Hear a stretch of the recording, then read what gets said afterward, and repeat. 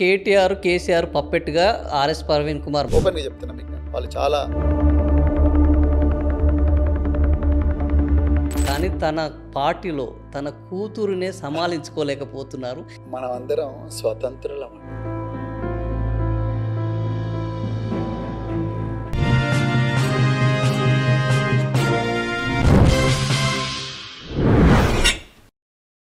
So ఎట్లా KTR, KCR పప్పెట్‌గా RS Praveen Kumar మారిపోయారు. వాళ్ళు మాట్లాడిస్తే చిలక పలుకులు పలుకుతున్నారు. మేడిగడ్డకు బాంబులు వేశారని కేటీఆర్ చెప్తే దాన్ని వేదిక మీదకి వచ్చి ఒక ఇద్దరు నాయకులను పెట్టుకొని ప్రెస్ కాన్ఫరెన్స్ పెట్టడం ద్వారా ఈయన సామాజిక న్యాయం సాధిస్తారా అని బీజేపీ, ఆంధ్రజ్యోతి రాధాకృష్ణ మీ మనసును పూర్తిగా పాడు చేసినట్టుగా నాకు అనిపిస్తున్నది. ఆయన ఏవేవైతే మాటలు చెప్పిండ్రో అవే మీరు వల్లె వేస్తున్నారు ఆదినారాయణ గారు. సో నేను ఎవరి పపెట్ కాదండి. వాళ్ళు కూడా ఆ విధంగా నన్ను చూడరు. ఓపెన్గా చెప్తున్నా మీకు నేను.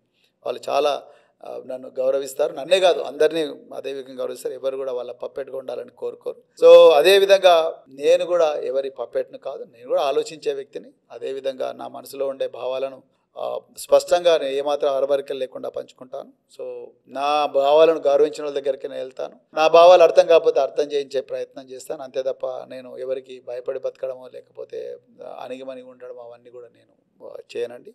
అదేవిధంగా ఒకవేళ నా భావాలకు చోటు దొరికినప్పుడు, నా భావాలకు ఆ గౌరవం దొరికినప్పుడు నేను ఆ వేదికలో ఏమంటారు నేను పునరాలోచించుకుంటాను. నేను అదే మీకు బీఎస్పీ నుంచి ఎందుకు బయటకు వచ్చాననే విషయం నేను మీకు చాలా క్లియర్గా చెప్పాను. సో నేను ఏమంటున్నా అంటే నేను మీరు ఆంధ్రజ్యోతి రాధాకృష్ణ భాష మాట్లాడితే నేను ఆశ్చర్యపోతున్నాను. అంతే తప్ప నేను ఎవరికి పప్పెట్ కాదు, నేను ఎవరికి పావును కాదు. మేడిగడ్డలో వాళ్ళు నాకు స్క్రిప్ట్ ఇస్తే నేను చదివి కాదు. నేను నిజంగా వాళ్ళ చేతిలో అంటే ఏమంటారు వాళ్ళు ఇదే భాష నాకు చెప్పిండంటే నేను మొదటి రోజు పార్టీలో జాయిన్ అయిన మొదటి రోజే నేను ఈ విషయం చెప్పిండేవాడిని. కరెక్ట్. నేను జాయిన్ అయ్యి దాదాపు 15, 16, 17 months అయింది. మరి నేను ఇప్పటి వరకు కూడా నేను ఈ రోజు ఈ థియరీ ముందరికి తీసుకొచ్చానంటే నేను సొంతగా నేను రీసెర్చ్ చేసి 10 మందితో మాట్లాడి నాకు ఎందుకో కుతూహలం అనిపించింది. సబ్జెక్ట్ చాలా ఇంట్రెస్టింగ్గా ఉంది.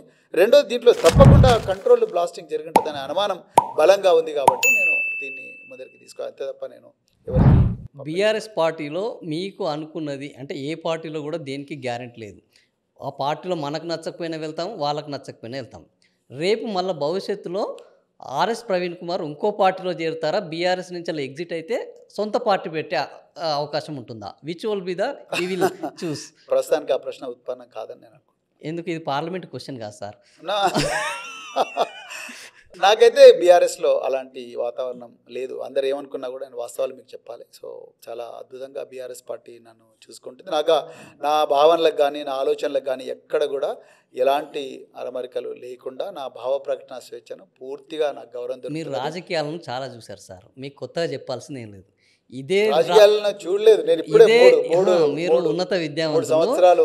సో ఇదే తెలంగాణ రాష్ట్రంలో ఇదే భారతదేశంలో నేను చేస్తే అదే కండువ కప్పుకుంటున్న వాళ్ళు తర్వాత ఎలక్షన్లు మారకముందుకే పార్టీలు మారిన చరిత్ర, పార్టీలు మారిన ప్రవీణ్ కుమార్ అలాంటి కాదని మీకు ఇప్పటికీ అర్థమైపోయి ఉండాలి. నేను నిజంగా బీఎస్పీ నుంచి బయటకు వచ్చిన వెంటనే రేవంత్ రెడ్డి గారి దగ్గర నుంచి పిలుపు వచ్చి వెంటనే టీఎస్పీఎస్సీ చైర్మన్గా చేరిపో, లేకపోతే ప్లానింగ్ బోర్డు వైస్ చైర్మన్గా చేరు అని చెప్పేసి రేవంత్ రెడ్డి గారే ఆయన అనుచరులు నన్ను పిలిచిండ్రు.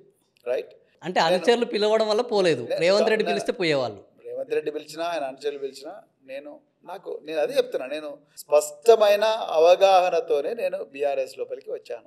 అధికారంలోని బీఆర్ఎస్కి వచ్చాను. నేను మీరు రాత్రి ఒక కండువా పొద్దున ఇంకో కండువా చేసుకునే వ్యక్తుల గురించి నాకైనా మీకే బాగా తెలుసు. వాళ్ళు ఎవరో కూడా నేను వాళ్ళ గురించి ఇక్కడ మాట్లాడను. కానీ సో నేను నిజంగా అలాంటి అయితే నేను బీఆర్ఎస్లోకి వచ్చేటాన్ని కాదు, కాంగ్రెస్లో పెట్టాను. నాకు అధికారం పరమావధిగా రాజకీయాల్లోకి రాలేదు.